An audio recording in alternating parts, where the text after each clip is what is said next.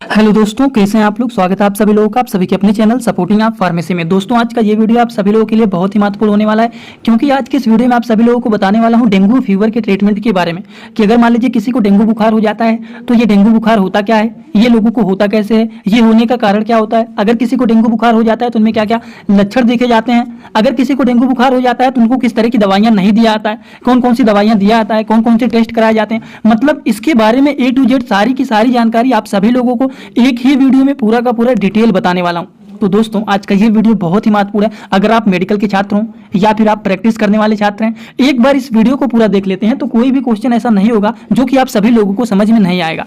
तो चलिए दोस्तों वीडियो को स्टार्ट करते हैं बिना देर के हुए। लेकिन स्टार्ट करने से पहले एक महत्वपूर्ण सूचना यह है कि सपोर्टिंग आप फार्मेसी के इस चैनल पर यह वीडियो बनाया जाता है केवल और केवल मेडिकल छात्रों के नॉलेज के लिए। कोई भी दवा अपने से ना इस्तेमाल करें बिना डॉक्टर की सलाह के। सबसे पहले हम लोग बात करते हैं कि ये डेंगू बुखार होता क्या है। अगर हम डेंगू बुखार के बारे में बात करें तो ये एक वायरल इन्फेक्शन होता है। Dengue fever is a viral infection that caused by dengue virus. ये क्या होता है, ये एक वायरल इन्फेक्शन होता है जो कि डेंगू वायरस के द्वारा होता है। अब ये किसके द्वारा होता है, ये ट्रांसमिटेड किया जाता है मनुष्यों में। ये ट्रांसफर होता है किसके द्वारा, मॉस्किटो के बाइट के द्वारा। जो इन्फेक्टेड मॉस्किटो होते हैं उनके बाइट के द्वारा ये बीमारी एक से दूसरे लोगों में फैलता है। हिंदी भाषा में जो लोग शुद्ध रूप से जानना चाहते हैं वो जान सकते हैं कि डेंगू बुखार जो होता है एक प्रकार का वायरल इन्फेक्शन होता है जो कि वायरस के कारण होता है। यह एक संक्रमित मच्छर। अब देखिए बहुत सारे लोग पूछ सकते हैं कि ये संक्रमित मच्छर क्या होते हैं। एडिस मॉस्किटो जो होते हैं इन्हीं के द्वारा ये फैलता है। ये मच्छर जो होते हैं वेक्टर का काम करते हैं, वाहक का काम करते हैं, टैक्सी ड्राइवर का काम करते हैं। जैसे कोई इन्फेक्टेड पर्सन है, इनको बाइट किया तो ये मॉस्किटो इन्फेक्टेड हो गया। यहाँ पर कोई नॉर्मल पर्सन घूम रहा है, इसको आकर के बाइट कर लिया तो इनसे इनके अंदर आया, फिर इनसे कुछ और लोगों में फैलेगा। तो इसको फैलाने का काम जो करते हैं वो मच्छर करते हैं। यही होता है पूरी की पूरी कहानी डेंगू फीवर का। आई होप आप सभी लोगों को ये बात समझ में आ गया होगा। अब हम थोड़ा सा यहाँ पर बात कर लेते हैं कि अगर मान लीजिए किसी को डेंगू फीवर हो जाता है तो उनमें क्या क्या लक्षण देखे जाते हैं। लक्षण के बारे में बात करें तो आंखों में दर्द होना, बुखार होना, सर में दर्द होना, जी मचलाना या फिर उल्टी होना, मांसपेशियों में दर्द होना, हड्डियों में दर्द होना, और इतना ही नहीं जोड़ों में दर्द होना, त्वचा पर लाल लाल चकत्ते बन जाना। इनमें से कोई भी लक्षण देखे जा सकते हैं। नॉर्मली देखा जाता है जिन लोगों को डेंगू बुखार हो जाता है तो उनकी आंखों में दर्द होना, बुखार हो जाना, सर में हमेशा दर्द बना रहना, मांसपेशियों में दर्द होना, अकड़न होना, ठीक, ये सारे प्रॉब्लम, जोड़ों में दर्द होना, ये प्रॉब्लम देखे जाते हैं जिनको डेंगू बुखार हो जाता है। तो डेंगू बुखार के यही सारे के सारे लक्षण होते हैं जो कि आप सभी लोगों को थोड़ा बहुत तो इनके बारे में पता ही रहना चाहिए। अब देखिए अगर मान लीजिए किसी को लक्षण देख करके लग रहा है कि इनको डेंगू बुखार हुआ है, जैसे कि किसी की आंखों में दर्द हो रहा है, बुखार हो रहा है, सर में दर्द हो रहा है, मांसपेशियों में ऐंठन हो रहा है, जोड़ों में भी दर्द हो रहा है, जैसे लग रहा है उल्टी हो जाएगा, जी मचला रहा है, तो अनुमान लग रहा है कि हाँ इनको लग रहा है कि डेंगू बुखार हुआ है, लेकिन कंफर्म तो नहीं ना हुआ है। कंफर्म करने के लिए इसके लिए टेस्ट कराए जाते हैं। तो अगर किसी को डेंगू फीवर का सिम्टम दिख रहा है तो उस तरह के लोगों को कौन कौन से टेस्ट कराना चाहिए, कौन कौन से टेस्ट कराए जाते हैं, इसके बारे में यहाँ पर आप लोगों को बताने जा रहा हूँ कि डेंगू बुखार में कौन कौन से टेस्ट कराते हैं।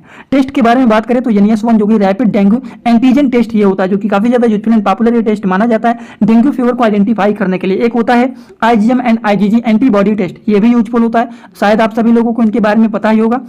नहीं पता है तो जो LT वाले लोग होते हैं, लैब टेक्नीशियन वाले होते हैं, उनको इनके बारे में पूरा डिटेल पता होगा कि ये टेस्ट क्या होता है और कैसे किया जाता है। CBC तो पॉपुलर टेस्ट है जिसके बारे में सभी लोगों को पता होगा। ये जो होता है कंप्लीट ब्लड काउंट टेस्ट होता है जिसके माध्यम से भी आइडेंटिफाई किया जा सकता है कि क्या पेशेंट को डेंगू फीवर हुआ या फिर नहीं हुआ है। इसमें टोटल ल्यूकोसाइट जो कि WBC काउंट होता है, इसमें क्या देखा जाता है कि वो कम हो जाता है और इसके माध्यम से आइडेंटिफाई किया जा सकता है। ठीक, WBC का फुल फॉर्म होता है व्हाइट ब्लड सेल। अब देखिए इस केसेस में अगर किसी को डेंगू फीवर का सिम्टम दिख रहा है तो उस तरह के लोगों में थ्रोम्बोसाइटोफोनिया का भी टेस्ट कराया जाता है, क्योंकि इसमें देखा जाता है कि लोगों का जो प्लेटलेट्स होता है वो कम हो जाता है इस बुखार में। अब जब प्लेटलेट्स कम हो जाएगा तो इसके लिए ये टेस्ट कराया जाता है जिससे अनुमान लग जाता है कि प्लेटलेट्स डाउन है या फिर नॉर्मल है। अगर डाउन हो गया है तब कौन से मेडिसिन चलाना है, कौन से मेडिसिन नहीं चलाना है, वो डिसाइड किया जाता है। इतना बात समझ गए आप लोग। इसी तरह से लिवर फंक्शन टेस्ट में SGPT SGOT का लेवल जो बढ़ जाता है, इसको मेजर करने के लिए कि क्या SGPT SGOT का लेवल बढ़ा तो नहीं ना, क्योंकि डेंगू फीवर के केसेस में ज्यादातर देखा जाता है लोगों का SGPT SGOT का लेवल बढ़ जाता है। लेकिन अगर मान लीजिए किसी का ये बढ़ जाता है तो उस कंडीशन में कौन से मेडिसिन दिए जाते हैं उसके बारे में मैं आपको बताने जा रहा हूँ। तो ये होता है LFT टेस्ट, ये लीवर फंक्शन टेस्ट होता है। लीवर फंक्शन टेस्ट जो होता है ये आइडेंटिफाई करने का काम करता है कि क्या पेशेंट का SGPT और SGOT का लेवल बढ़ा हुआ है या फिर नहीं बढ़ा हुआ है। अगर बढ़ा हुआ है तो कौन से मेडिसिन दिए जाते हैं इसके बारे में आगे आप लोगों को बताऊंगा। लेकिन मेडिसिन को बताने से पहले यहाँ पर एक बात और आप लोगों को बताना चाहता हूँ कि अगर मान लीजिए किसी को डेंगू फीवर हुआ है तो उस तरह के लोगों को कौन कौन सी दवाइयां ऐसी होती हैं जो कि डेंगू फीवर में नहीं इस्तेमाल किया जाता है, उस तरह के पेशेंट को नहीं दिया जाता है। जैसे कि नॉन स्टेरॉइडल एंटी इन्फ्लेमेटरी के क्लास के जो मेडिसिन होते हैं उस तरह के लोगों को नहीं दिया जाता है। जैसे कि पेन किलर मेडिसिन, अब पेन किलर में जैसे कि आ जाते हैं आइबुप्रोफेन हो गया, डाइक्लोफिनाक हो गया, ये सारी जो मेडिसिन होते हैं इस तरह के मेडिसिन को नहीं देना चाहिए। क्यों नहीं देना चाहिए, ये भी आपके मन में क्वेश्चन होगा। क्योंकि ये जो होता है प्लेटलेट्स के फंक्शन को इंटरफेयर करने का काम करता है और इसीलिए इस कंडीशन में इस तरह की दवाइयां नहीं दिया जाता है। बात समझ गए। और एंटीबायोटिक मेडिसिन का भी यूज नहीं किया जाता है। अब आप सब लोग सोच रहे होंगे तब कौन से मेडिसिन का यूज करना चाहिए, जब इतने सारे मेडिसिन के बारे में बता रहे हैं कि ये भी नहीं यूज करना चाहिए, तो आइबुप्रोफेन नहीं यूज करना चाहिए, डाइक्लोफिनेक नहीं यूज करना चाहिए, एंटीबायोटिक नहीं इस्तेमाल। दोस्तों इसी तरह से मैं आप सभी लोगों के लिए एक बुक बनाया हूं जिस बुक का नाम है A to Z medicine book. ये दोस्तों जो बुक है ये टोटल 600 पेज का है, जिसमें आप लोगों को टोटल 46 चैप्टर मिल जाएंगे और साथ ही साथ आप लोगों को 46 वीडियो लेक्चर भी मिल जाएगा हर एक चैप्टर का। ये दोस्तों जो बुक है ये टोटल 499 रुपए का है। ये बुक आप लोगों को व्हाट्सएप पर PDF के फॉर्मेट में दिया जाता है। और अगर आप लोग इस बुक को लेना चाहते हैं, अगर आप मेडिकल के छात्र हैं, प्रैक्टिस करने वाले छात्र हैं, तो आप लोग इस वीडियो के कमेंट बॉक्स में जाना, आप लोगों को एक लिंक मिल जाएगा। जब आप उस लिंक पर क्लिक करेंगे तो डायरेक्ट आप व्हाट्सएप पर पहुंचेंगे, उसी नंबर पर पेमेंट करना है, वहीं पर आपको बुक और पूरे बुक का वीडियो लेक्चर मिल जाएगा। ये बुक PDF के फॉर्मेट में मिलेगा आप लोगों को। जो लोग लेना चाहते हैं जरूर इस बुक को परचेज करें, जिसमें हजारों प्रकार की दवाइयों का नॉलेज आपको मिल जाएगा। नॉन स्टेरॉइडल एंटी इंफ्लेमेटरी की क्लास के मेडिसिन का इस्तेमाल नहीं करना चाहिए, तो कौन से मेडिसिन का इस्तेमाल करना चाहिए, इसी के बारे में आप सभी लोग सोच रहे होंगे और इसी के बारे में आपको बताऊंगा। लेकिन ये बात ध्यान रखना चाहिए कि अगर किसी को डेंगू फीवर हुआ है, अगर फीवर खत्म होने के 2 से 3 दिन बाद होता है, तो कुछ लोगों में कभी कभी डेंजर साइन एंड सिम्टम देखे जाते हैं, जैसे कि ब्लड की वोमिटिंग देखा जा सकता है, दिन भर में 2 से 3 बार वोमिटिंग देखा जा सकता है, ब्लीडिंग, मसूड़ों से भी ब्लड आ सकता है, तेजी से प्लेटलेट्स डाउन हो सकता है। इस तरह के लोगों में ये देखा जा सकता है। बात समझ गए। अब इनके इलाज के बारे में बात करने वाला हूं, नहीं तो आप कहेंगे सारी बात बता दी लेकिन ट्रीटमेंट के बारे में अभी तक आपने कुछ नहीं बताया। तो चलिए दोस्तों ट्रीटमेंट के बारे में भी हम लोग बात कर लेते हैं। जैसे कि ये है हेपामर्ज टैबलेट। अब ये क्या होता है हेपामर्ज टैबलेट? ये जो मेडिसिन होता है दोस्तों, ये एक ऐसे मेडिसिन होते हैं जिनका काम होता है जिस तरह के लोगों का SGPT का लेवल बढ़ा हुआ है तो उसको कम करने के लिए इस्तेमाल किया जाता है हेपामर्ज टैबलेट का। जो एडल्ट एज के लोग होते हैं उनको दिन भर में 2 बार दिया जाता है, बच्चों को दिन भर में 1 से 2 बार दिया जाता है, 1 बार ही दिया जाता है। वो according to the patient condition, patient age के हिसाब से डिसाइड किया जाता है। अब आप सभी लोग कमेंट बॉक्स में बताओ, स्टार्टिंग में ही आपको बताया है कि ऐसा कौन सा टेस्ट है जो कि मेजर करने का काम करता है कि SGPT और SGOT का लेवल बढ़ा हुआ है या फिर नॉर्मल है। वो कौन सा टेस्ट है बताओ। अभी आप लोगों को एक मेडिसिन के बारे में बताता हूं, उसके बाद मैं बताता हूं अगर आप नहीं बताते हैं। अगला जो मेडिसिन है दोस्तों वो है डोलो 650। कालपाल 650 का भी इस्तेमाल कर सकते हैं अगर डोलो आपके पास नहीं है तो। ये पैरासीटामॉल मेडिसिन होता है जो कि 650 mg का ये मेडिसिन होता है। इनका काम क्या होता है? इनका काम होता है फीवर को कम करने का ये काम करते हैं। अगर हम इनके डोज के बारे में बात करें तो according to the patient condition दिन भर में 2 से 3 बार इसको दिया जाता है, वो भी आफ्टर मील दिया जाता है, खाना खाने के बाद। आते हैं यहाँ पर आप लोगों से एक क्वेश्चन पूछा हूँ, शायद आप लोगों में से कुछ लोग बताए होंगे, कमेंट बॉक्स में बाद में देखूंगा।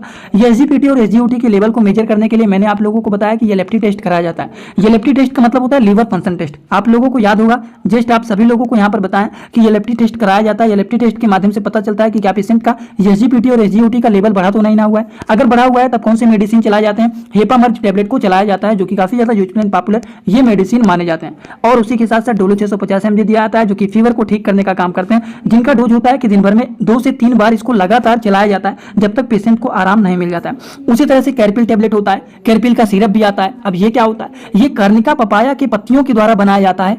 इसका टैबलेट भी आता है और इसके सिरप भी आते हैं। पपीते के पत्तियों के द्वारा ये कैरपिल सिरप और कैरपिल टैबलेट को बनाया जाता है। इसका काम क्या होता है? आप सभी लोगों ने सुना होगा कि जब किसी का प्लेटलेट्स डाउन हो जाता है तो उनको कहते हैं कि पपीते के पत्तियों को पीस करके पीना चाहिए। कप में आधा कप से कम पीजिए, लेकिन दिन भर में 2 से 3 बार पीजिए लगातार पपीते के पत्ती को पीस करके, जिससे प्लेटलेट्स बढ़ता है। लेकिन अगर नहीं मिलता है तो उस कंडीशन में ये सिरप या फिर ये टैबलेट को चलाया जा सकता है। अब प्लेटलेट्स को बढ़ाने के लिए प्लेटिंजा भी आता है, प्लेटिमैक्स भी आता है हिमालय कंपनी के, जो कि ये भी प्लेटलेट्स को बढ़ाने का काम करते हैं।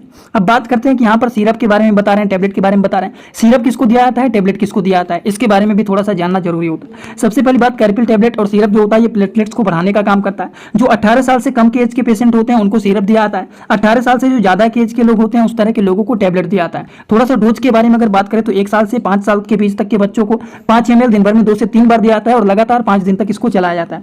जो 5 से 18 साल के बच्चे हैं उनको 10 ml दिन भर में 2 से 3 बार दिया जाता है, वो भी 5 दिन तक लगातार चलाया जाता है। लेकिन जो 18 साल से ज्यादा के एज के लोग होते हैं उनको टैबलेट चलाया जाता है, वो भी दिन भर में 2 से 3 टैबलेट चलाया जाता है और लगातार 5 दिन तक इसको चलाया जाता है। आई होप ये बात तो आप लोगों को समझ में आ गया होगा। एक और बात बता देता हूं कि जिनको डेंगू फीवर हो जाता है तो उस तरह के लोगों में जी मचलाना, उल्टी होना, ये ज्यादा प्रॉब्लम देखा जाता है। और जब ज्यादा वोमिटिंग हो जाता है तो उस कंडीशन में शरीर में क्या हो जाता है, डिहाइड्रेशन हो जाता है, शरीर में पानी की कमी हो जाता है। डिहाइड्रेशन का मतलब होता है लॉस ऑफ वाटर, शरीर में पानी की कमी हो जाना। और शरीर में जब पानी की कमी हो जाता है तो उस तरह के लोगों को आईवी फ्लूइड चढ़ाया जाता है। आईवी फ्लूइड में डेक्सट्रोज 5% का हो सकता है, डेक्सट्रोज नॉर्मल सैलिन हो सकता है, रिंगर लैक्टेट सॉल्यूशन हो सकता है, नॉर्मल सैलिन हो सकता है, इनमें से कोई भी चढ़ाया जा सकता है। इसके लिए सबसे पहले ब्लड प्रेशर को मेजर करना चाहिए, उसके बाद आईवी फ्लूइड को चढ़ाया जाता है। आई होप आप सभी लोगों को आज का वीडियो पूरी तरह से समझ में आया होगा कि डेंगू फीवर क्या होता है, डेंगू फीवर का ट्रीटमेंट क्या होता है, डेंगू फीवर में क्या क्या लक्षण देखे जाते हैं, डेंगू फीवर में कौन कौन से टेस्ट कराए जाते हैं, सारी बात बताया हूं। आई होप आप लोगों को पूरी बात समझ में आया होगा। अगर आप लोगों को समझ में आया हो तो सभी लोग कमेंट बॉक्स में आइए और अपना फीडबैक जरूर दीजिए कि आज का ये वीडियो आप सभी लोगों को कैसा लगा। समझ में आया तो भी बताइए, ना समझ में आया तो भी बताइए। एक बात और आप लोगों को बताना चाहता हूं कि जो लोग हमसे इंस्टाग्राम में जुड़ना चाहते हैं वो भी जुड़ सकते हैं। जुड़ने के लिए सर्च करिए सपोर्टिंग आप फार्मेसी, जो चैनल का पूरा नाम है, लेकिन फेक आईडी बहुत सारे बने हुए हैं। उस आईडी को फॉलो करना जिसके फॉलोअर 1000 से ज्यादा है और फॉलोइंग केवल और केवल एक है, वही रियल अकाउंट है। छोटे छोटे कंटेंट वहां पर अपलोड करता रहता हूं, जुड़े रहेंगे तो बेनिफिट मिल सकता है। वैसे आगे आपकी मर्जी है, जुड़ना चाहते हैं तो जुड़ सकते हैं। तो चलिए दोस्तों, thank you for watching, like comment share and subscribe this channel.